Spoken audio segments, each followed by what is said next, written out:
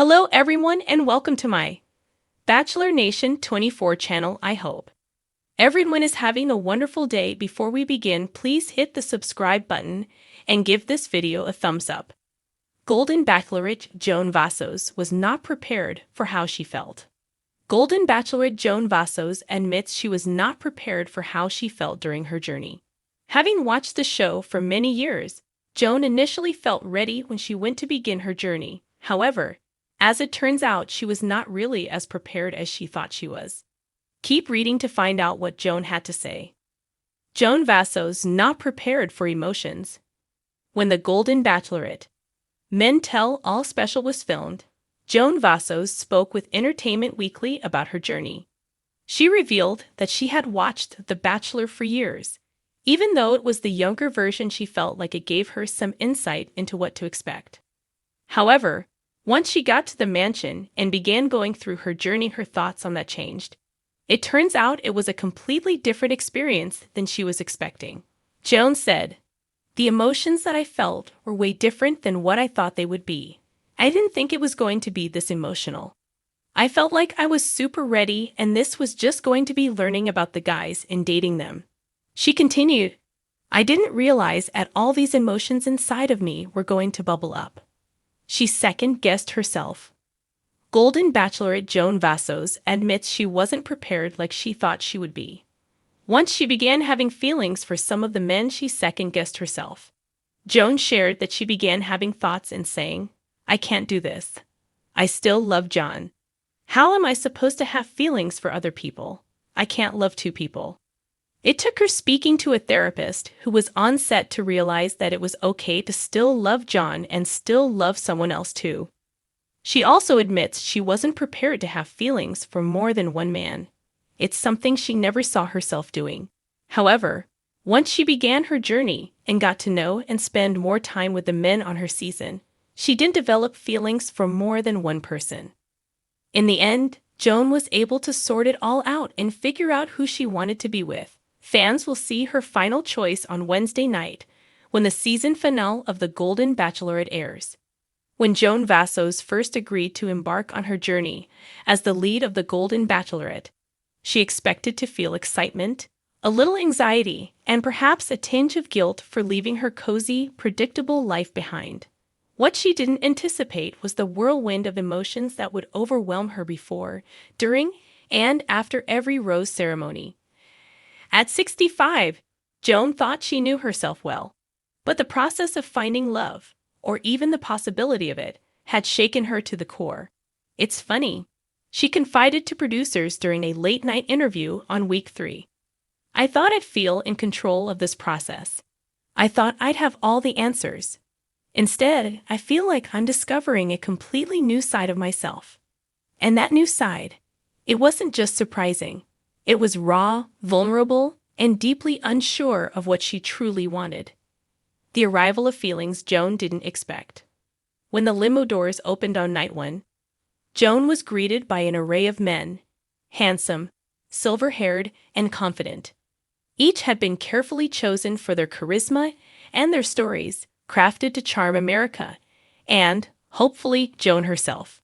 And while she was dazzled by their efforts, the poetry, the gifts, the inside jokes, it wasn't just their attention that left her breathless.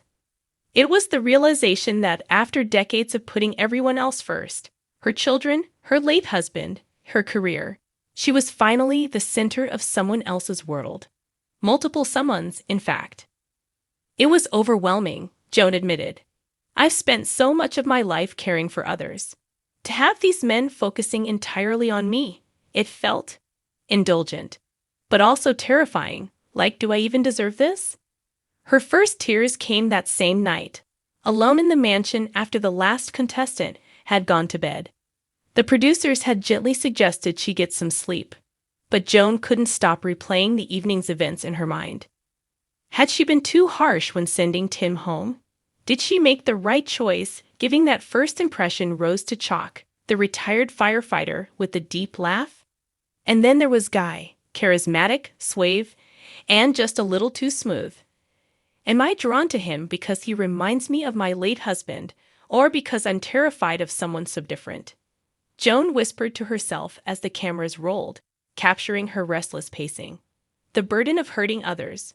By week 4, Joan had formed real connections with some of the men, and equally real doubts about others.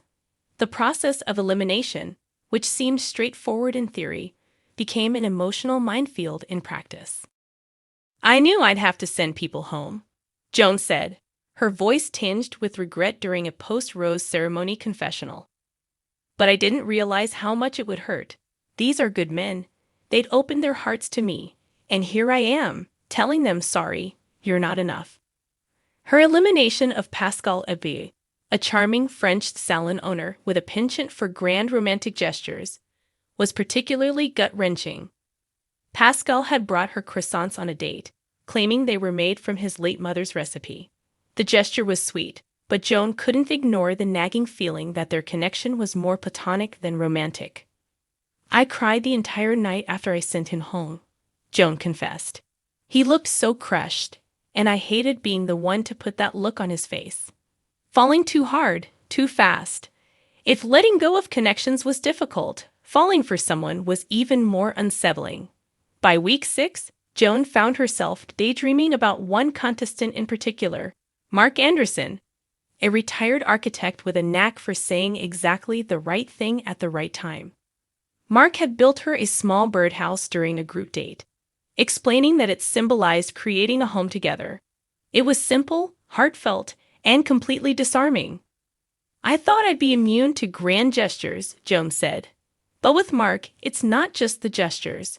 It's the quiet moments in between, the way he listens, the way he makes me feel seen." What Joan wasn't prepared for was the fear that accompanied those feelings. Falling for Mark meant letting her guard down, and letting her guard down meant risking heartbreak. "I haven't let myself feel this vulnerable since my husband passed," Joan admitted. "And part of me wonders if I'm even ready for it." The pressure of being golden. Adding to Joan's emotional roller coaster was the pressure of representing women her age on national television. From the moment she signed on, Joan knew she would be held to a different standard than younger bachelorettes. She wasn't just looking for love. She was also tasked with proving that women in their 60s could still be desirable, vibrant, and worthy of romance. "The world has a funny way of dismissing older women," Joan said. "I felt this weight to show people that love doesn't have an expiration date. But that's a heavy burden to carry, especially when you're still figuring things out for yourself." Her every move was scrutinized by fans and critics alike. Why did she give so much attention to Guy? Was she playing favorites with Mark? And, most controversially, was she serial kissing her way through the competition? "It's hard not to let the noise get to you," Joan admitted. "But at the end of the day, this journey is about me and what feels right for my heart, not what the internet thinks." A moment of clarity. By the time hometown dates rolled around, Joan found herself at a crossroads. She had deep feelings for multiple men, but was also questioning whether she could truly let herself love again. It was during a quiet moment with her family that Joan experienced a breakthrough. Her daughter, Maria, gently reminded her that vulnerability was not a weakness, but a strength. "Mom, you've spent your whole life being strong for everyone else," Maria said. "Maybe it's time to let someone be strong for you." Those words stayed with Joan as she navigated the final weeks of her journey. The unexpected joy of uncertainty. Ultimately, Joan realized that her journey wasn't just about finding a partner. It was about rediscovering herself, her desires, her fears, and her capacity for love. "I came into this thinking I knew exactly what I wanted," Joan said during her final interview. "But the truth is, love isn't about certainty. It's about taking a leap of faith, and that's what I'm doing." As Joan prepared to make her final decision, she felt a sense of peace she hadn't known in years. Whether or not she found her forever love, one thing was certain: she had found herself. And for Joan Vassos, that was the most golden gift of all.